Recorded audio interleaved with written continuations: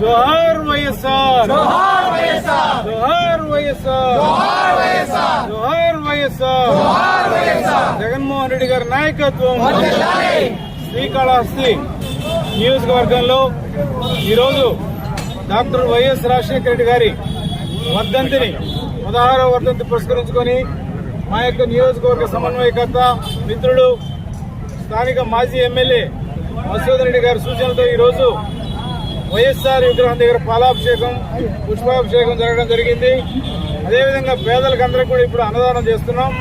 అన్నదానం కూడా ఇప్పుడు వాతావరణం కొంచెం చల్లగా ఉంది కాబట్టి చికెన్ బిర్యానీ ఏర్పాటు చేసుకుని ఈ యొక్క అన్నదాన కార్యక్రమాన్ని కూడా ఏర్పాటు చేస్తున్నాము.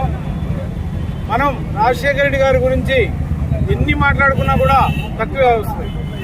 ఈ యొక్క ఆంధ్రప్రదేశ్లో ప్రతి నిరుపేద గుండెలో ఒక చప్పుడుగా రాజశేఖర రెడ్డి గారు ఉండేది.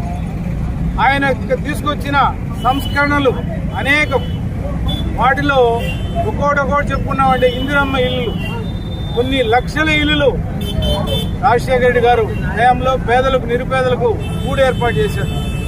108 ద్వారా ప్రతి ఒక్కరికి కూడా వైద్యాన్ని అందుబాటులో ఇచ్చాడు. ఎమర్జెన్సీకి ఆరోగ్యశ్రీ ద్వారా కొన్ని వందల జబ్బుల్ని ఆరోగ్యశ్రీలోకి చేర్చి వారందరికీ కూడా భరోసా ఇచ్చిన ముఖ్యమంత్రి వైఎస్ రాజశేఖర రెడ్డి గారు.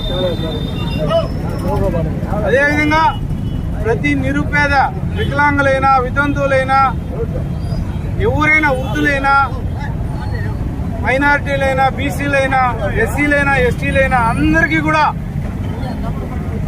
పెన్షన్ ఇప్పించిన వ్యక్తి ఎవరంటే రాజశేఖర రెడ్డి గారు.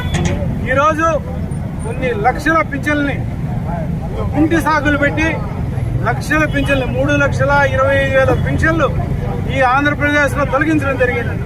అంత దుర్మార్గమైన పాలన ఇప్పుడు జరుగుతా ఉంటే రాజశేఖర రెడ్డి పాలన స్వర్ణయుగంగా ఉండేది. ఈ శ్రీకాళహస్తిలో చూసుకుంటే దాదాపు ఈరోజు రాజీవ్ నగర్ లో 7,000 ఇల్లులు ఉన్నాయంటే ఆ 7,000 ఇల్లులు తీసుకొచ్చిన గనుడు ఎవరంటే రాజశేఖర రెడ్డి గారు. వీటన్నిటికంటే ముఖ్యంగా ఈ దేశంలో కేవలం హిందువులే కాదు, ముస్లింలు, క్రిస్టియన్లు, సిక్కులు, జైనులు అందరూ ఉన్నారు. వారందరూ కూడా బాగుండాలని చెప్పి ఈ ఆంధ్రప్రదేశ్ లో మొట్టమొదటిసారిగా ముస్లింలకి 4% రిజర్వేషన్ తెచ్చింది కూడా వైఎస్ రాజశేఖర రెడ్డి గారు. ఈరోజు ఆ విధంగా రిజర్వేషన్ కాబట్టి కొన్ని వేల మంది బిడ్డలు, ముస్లిం బిడ్డలు డాక్టర్లు అవుతున్నారు, ఇంజనీర్లు అవుతున్నారు, లాయర్లు అవుతున్నారు, ప్రొఫెసర్లు అవుతున్నారు. లేకుంటే ముస్లిం బిడ్డలు బీడీ కార్మికులుగానే నిలిచిపోయింటారు, లేదంటే తోపుడు బండ్లకే నిలిచిపోయింటారు. కానీ ఈరోజు ఆ పరిస్థితి కాదు. రాజశేఖర రెడ్డి గారు ప్రతి గుండెలో కూడా ఒక సుస్థిరమైన స్థానం పొందాడు. అటువంటి మహనీయుడి యొక్క వర్ధంతిని ఈరోజు మనం